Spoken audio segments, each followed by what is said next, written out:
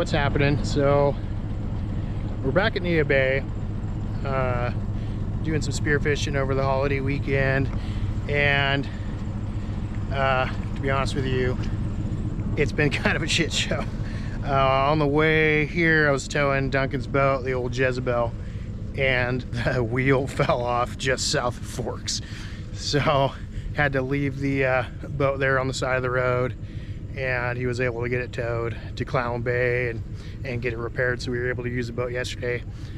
We got into the water pretty late, but still had an amazing dive. Conditions were absolutely perfect, but I'm kind of an idiot and didn't get any footage of it because the settings on my GoPro got moved, and so I was recording when I was breathing up and not when I was actually diving and shooting fish. I almost got a whole limit. I even got my first freaking lingcod yesterday. So all in all, it was a great dive, but I doubt I even have anything good. All of my footage from yesterday is probably me breathing. So I won't know how bad it is until I get a look at it, get it home, and look through the footage. But anyways, we're heading it back out today. Conditions look pretty good. It might start raining a little bit later, but it doesn't bother us none. Gonna go back out to Shangri-Ling and have a good time out there. So really looking forward to getting back out there, getting in the water. Yeah. Hopefully I'm not too stupid to work a GoPro today and I can get some good footage. And you know, ultimately the reason why we're out here is to get fish in the boat and you know, have a good time. So that takes precedence over you know, getting footage. So it was a great day, all in all. So I really can't complain too much. But anyways, we'll see you out there in the water. Hey guys, thanks for checking out the second part of this episode. So on this dive, you know, I dive down to the bottom. I'm seeing some pretty nice rockfish. You know, I kind of got this one in my sights, and then out of the corner of my eye, I see a couple much bigger ones. But with that smaller wood gun, they were just a little bit too far out of range, so I didn't take a shot at it.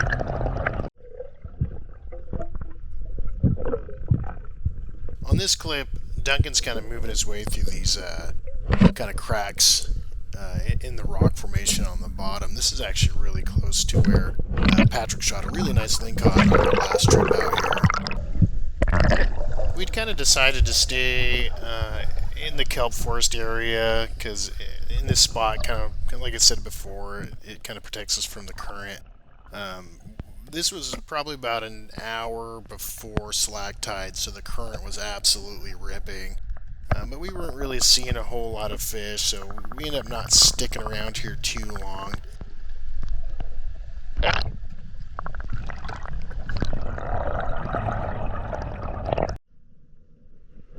Here's a pretty good clip of Duncan being a really good dive buddy, you know, staying up at the top, at the surface, you know, making sure he's watching what I'm doing. And, you know, we're not diving really deep, but it still doesn't mean that the danger of shallow water blackout isn't there. So we try to, you know, stay as close as we can to each other and watch each other dive. You know, especially when conditions permit, you can actually see, because visibility is good. There's also a really good clip showing Duncan's light attachment on this gun that he was able to do. He was letting me know it was actually pretty clutch in a lot of these kind of deep, tight caves where there isn't a whole lot of light, so without having a good light source, you know, you wouldn't be able to see if there were any fish in there.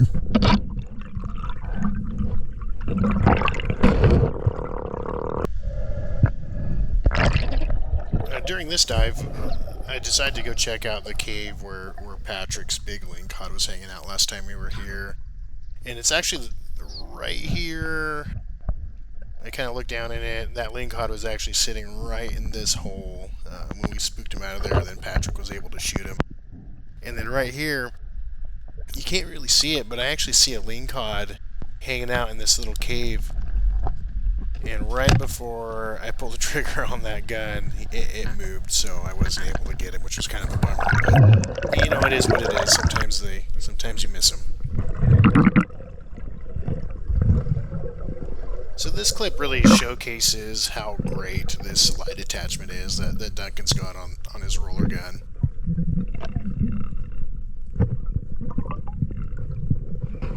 As he looks in here, you can actually see a really, really small lean cod kind of hanging back in that cave. But like I said earlier, we really weren't seeing a whole lot of fish in the kelp forest area. Not like we did a few weeks prior.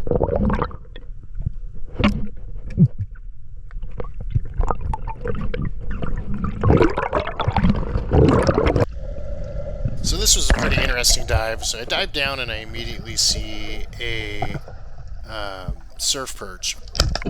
And I miss him after I take this shot. And so I'm pulling up my spear. And out of the corner of my eye, I see a sea lion, and it scares the crap out of me.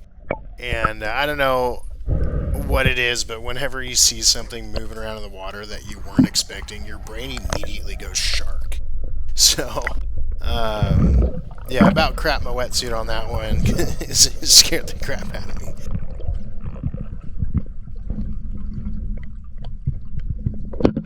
So we finally move out to kind of more open water. Duncan sees this rockfish. He gets a great stone shot on him. He immediately puts the fish out of its misery, but he's still going to go up to the surface. He's still going to brain it and bleed it. So the current's still ripping pretty good right now, and as you can see, I'm holding on to the ladder on the boat, and that's basically how I'm doing my breathe up and watching Duncan dive. It's the only way we could kind of conserve energy and still get a good, decent bottom time. So as you see, we're kind of coming up to the boat, holding on to the boat, sticking our arm through the ladder, you know, taking care of the fish, and then holding onto the boat again to do our breathe up and rest so that we can make our dive.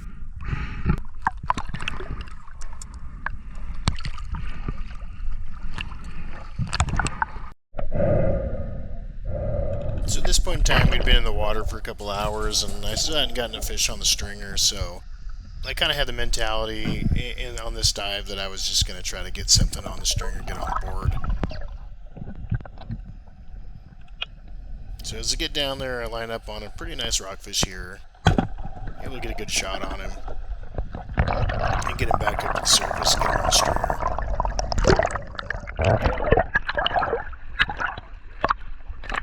This is actually a pretty good representation of how bad that current was ripping through there, so for the most part it was really kicking our butts.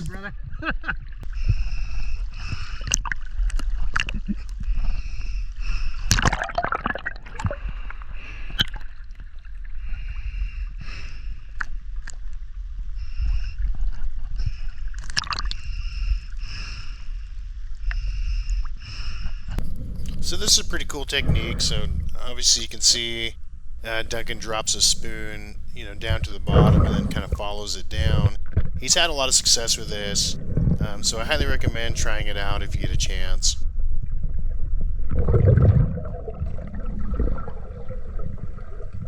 As Duncan begins to follow that spoon to the bottom, you can see that there's 3 rockfish sitting right on top of that. So he kind of looks at them and decides, you know, which one he wants to take home with him.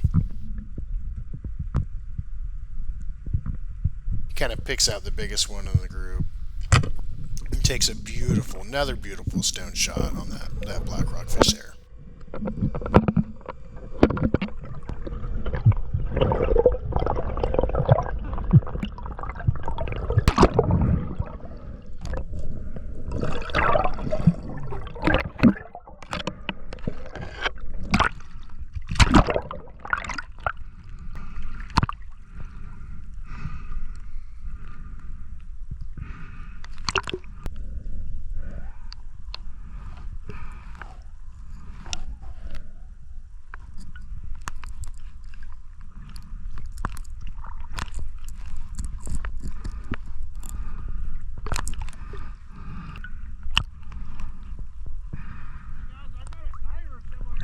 So you can see here, I'm talking to this boat as they're kind of coming in close to us. That, you know, we're diving in this area and they're getting way too close. I couldn't hear what the boat captain said, but it most certainly wasn't sorry, and they were way too close to where we were diving. Per Washington state law, you need to stay 150 feet away from divers down flags, which we had one displayed on the boat.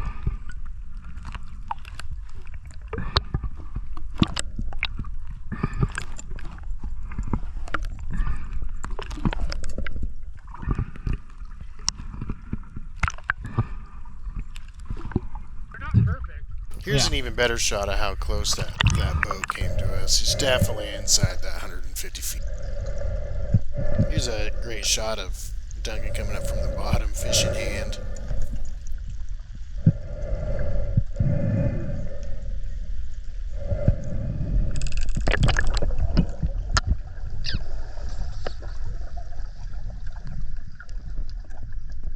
So on this dive, I kind of see this pretty decent sized rockfish here, and I go to take a shot.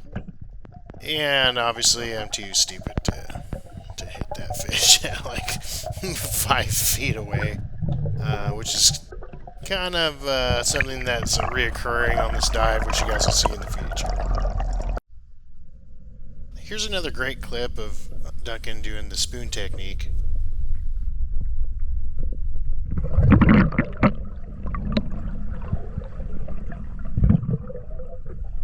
As he gets to the bottom, you can see that there's a China rockfish, a black rockfish, and a kelp greenling all sitting right on top of that spoon.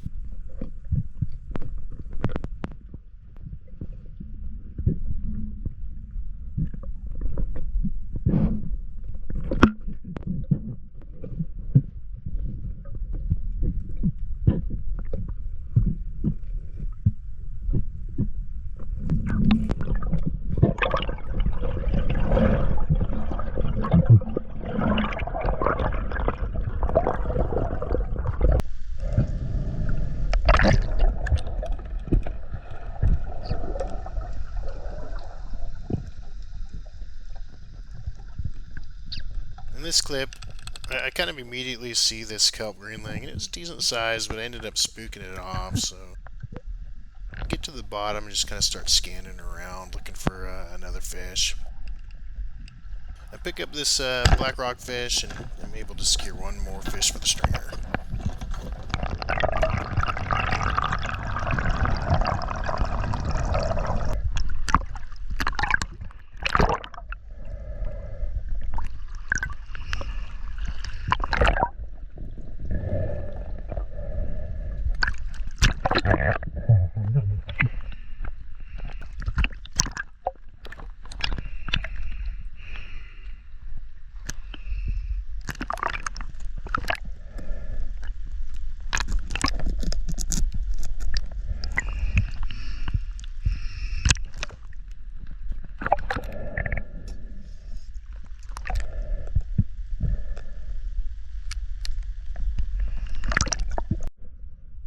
Here's another clip of Duncan using that spoon technique.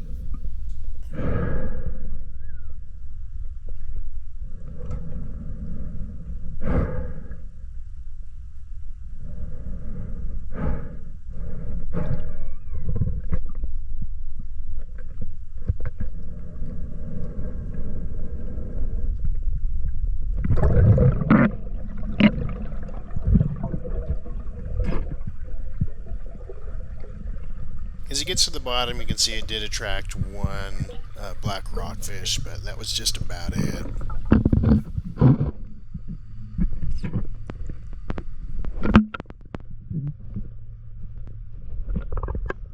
So Duncan starts kind of scanning around, looking in between the rocks, trying to find a decent rockfish. There's a lot of small ones kind of swimming around, but if you're patient, you can kind of pick out the bigger ones. He lines up on this one, but as you can see, it's just kind of out of range. He's able to get that spear in it, but as he goes to the surface, that spear actually comes out and didn't engage the flopper. He tries to recover that fish, but unfortunately it got away. What you guys don't see is, like, this is actually kind of a huge bummer and can completely ruin the rest of your day, because nobody wants to come out here and wound a fish or wound any animal and not recover them. and unfortunately it happened a few times on this trip, so you know, we definitely don't take that lightly, and we're gonna do our best to make sure it doesn't happen in the future.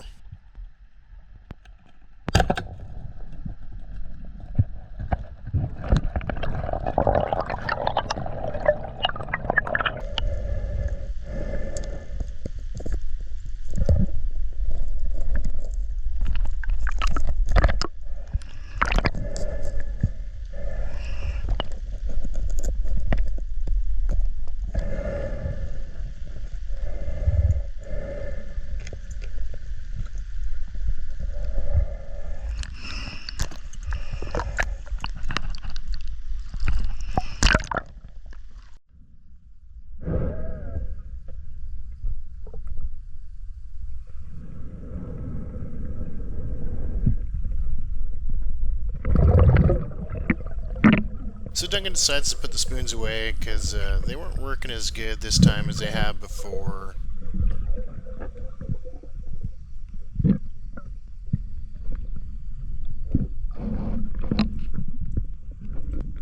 As he gets to the bottom, this kelp greenling kind of catches his attention here. He gets to, you know, full extension, gets a great shot, and makes sure that he gets his hands on that fish, and right in front of him pops out a massive cabezon, probably the biggest cabezon I've ever seen in the water.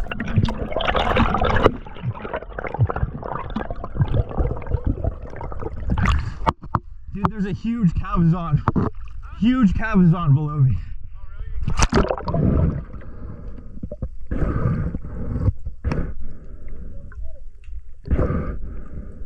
Dude.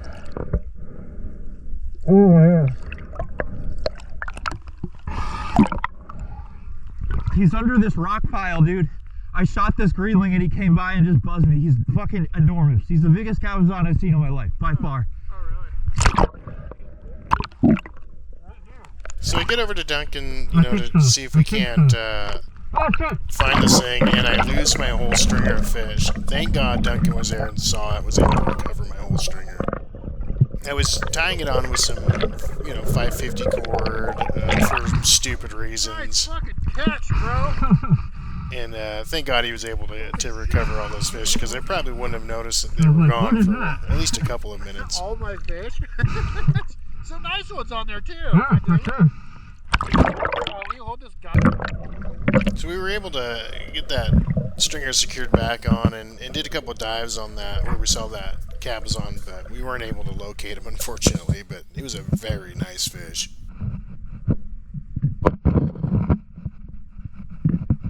As you can see right here, during this dive, Duncan actually finds that black rockfish that came off of his spear earlier in the day, tries to get a second shot at him, and unfortunately the damn thing breaks off again. And it's just kind of like a double whammy on, you know, making you feel like just the worst human in the world for winning a fish twice.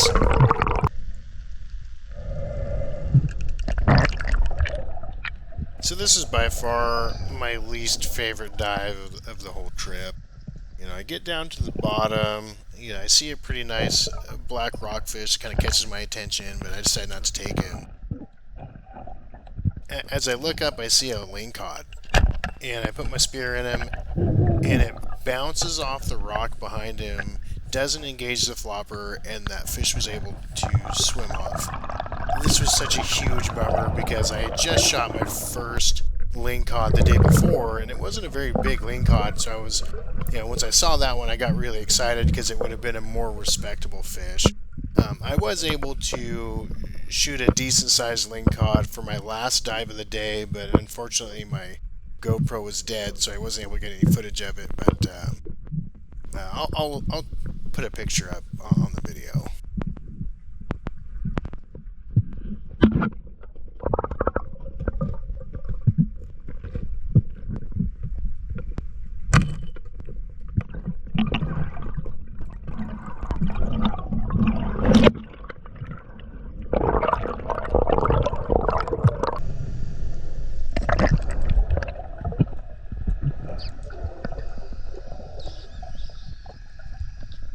So on this dive here, you know, I get down to the bottom, And I'm kind of looking in these holes, you know, trying to find another lingcod, because it's pretty bummed out that that one had come off of my spear, but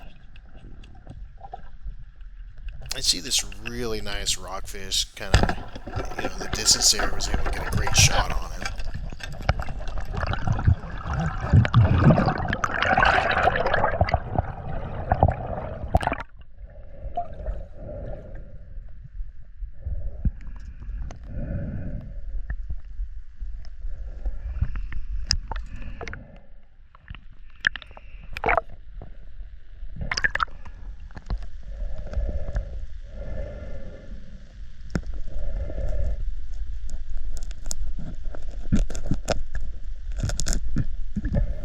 This ended up being my biggest rockfish of the day. I measured him at about 19 inches, so I was pretty happy about it. This is a pretty decent sized black rockfish.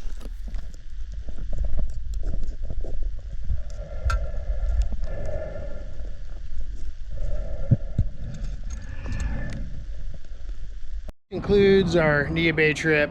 Unfortunately, my goddamn GoPro died pretty early, so I got like an aftermarket battery, and I don't think I'm going to use them anymore because they just don't last very long. We're back here at the marina, purging the boat, getting everything packed up to head back home. But I'm going to be honest, this was a phenomenal weekend. The conditions were absolutely perfect. The tidal swings were pretty minimal, so we were able to stay in the water and dive for like 4 hours, both days, 4 or 5 hours. So, and then yesterday, the winds were coming from the south, so we were protected by the land, so the winds didn't really pick up out in the water at all. So it was glass all day long. Visibility, I'd say once you were at the bottom, visibility was probably 20 or more feet. And I saw a lot of lingcod. You'll see in the video I had 2 come off of my spear, which I'm gonna have to readjust some gear because that can't happen anymore. So I'm gonna have to kind of take a look. Maybe my power bands are getting a little weak, or spear's getting a little too dull. I know one of them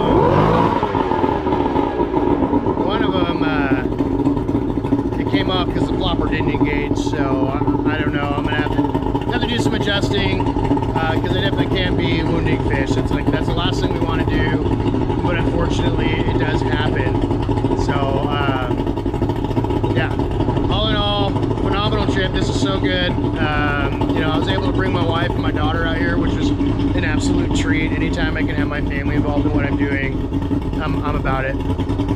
So yeah, but all good things must come to an end, so we're packing up and we're gonna head back home. Thanks for watching. Hit that like and subscribe. Thanks.